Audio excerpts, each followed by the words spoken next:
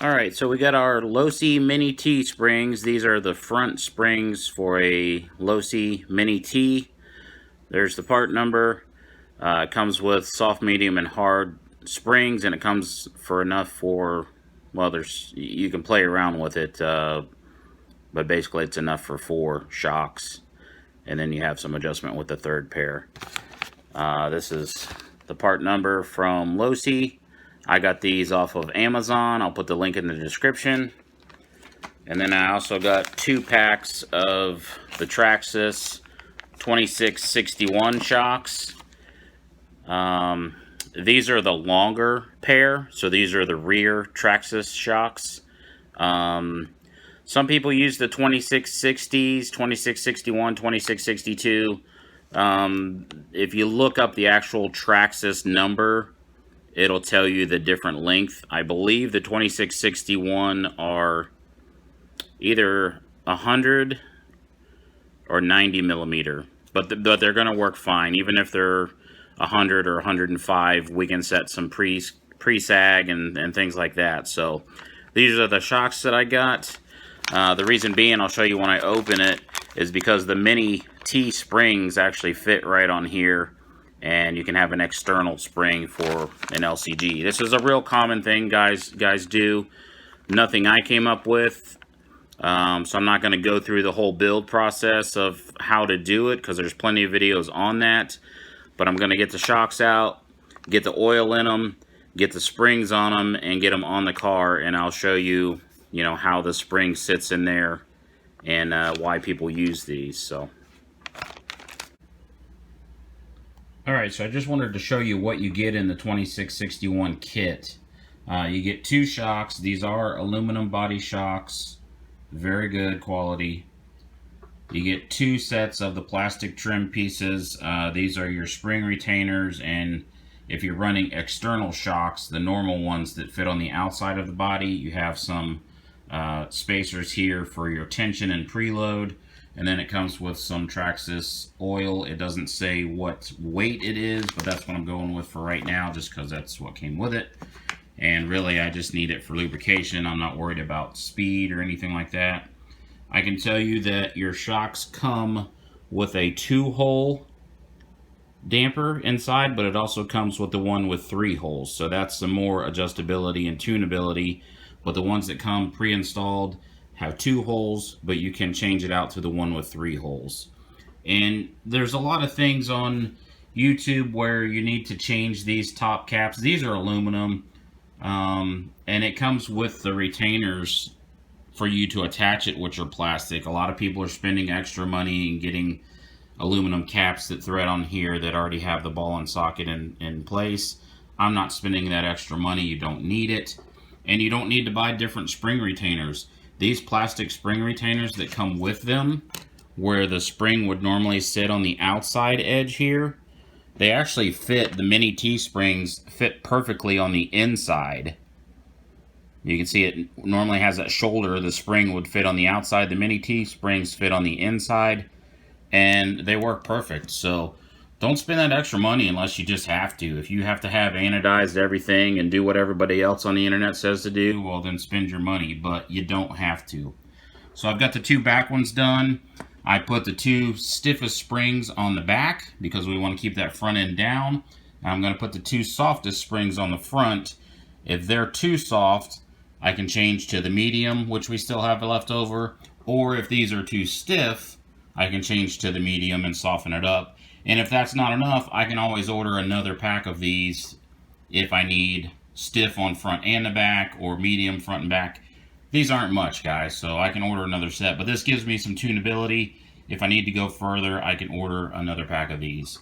But you can put these together with what comes in the 2661 kit with no extra parts, using the stock style plastic spring retainers. The mini T spring fits right down in there, and the mini T springs, so that's really all you need. You don't need to buy any aluminum caps. You don't need to buy spring retainers down here that fit mini T. That's just an option. So I'm gonna get the front 2 done, get them on the car, and we'll see how they look. Alright, these shocks are in. this is how it sits just under normal preload of the springs. I have the firmest of the two in the back. You can see it gives me about a 50% droop. So it can still come up more. Once it settles in about that 50% range. And on the front, I have the softest ones for right now. So they kind of settle down pretty low, which I like because you want to keep that front end low, which it still has a little bit to give. But all in all, it worked out great. This is everything that comes with the shocks, other than the mini T-springs I ordered separate. You do get this little black spacer here. This little black spacer here comes with the shock on the tree with all the plastic parts. It's one of the parts that you break off the little plastic tree there. So I had to use a plastic spacer, and then I had to add another spacer just to get, let's see if I can get a shot where you can see what I'm talking about.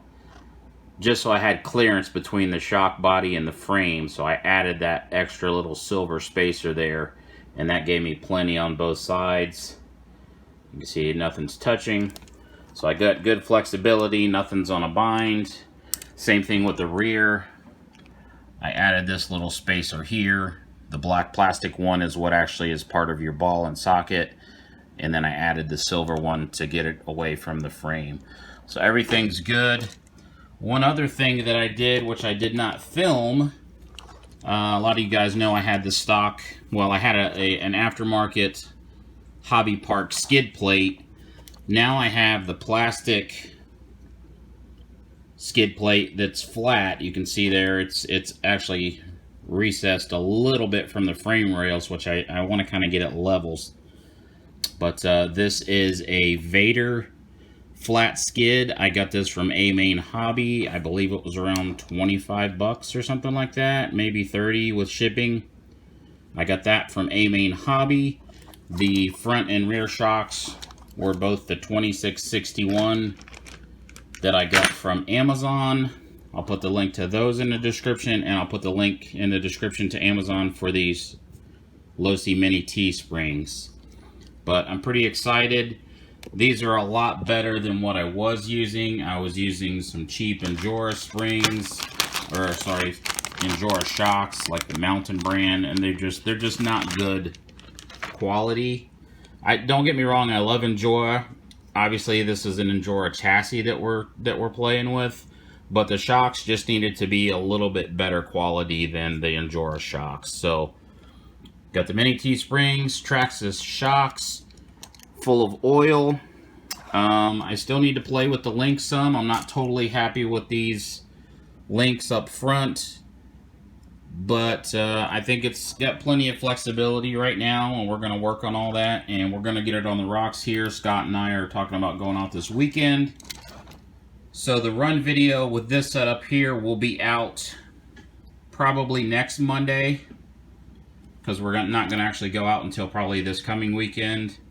So just to review my setup right now, I've got beadlock aluminum wheels with 88 grams on each wheel, running their rock style tires. These are pretty good so far. We just added the shocks and springs, running the DC Motors servo on the 1080 ESC with the FlySky receiver and controller, with the axial 27 turn motor, Amazon aluminum transmission. We just took the cover off, you don't need it, and Fry Hobby drive shafts, front and rear metal. And these are the custom axles that we built for the cage crawler a while back, which Herman Sims now has. Herman, if you're watching, let me know what you're doing with that thing, buddy. I want to see some pictures of it running, or at least back together. And then we have the creep body.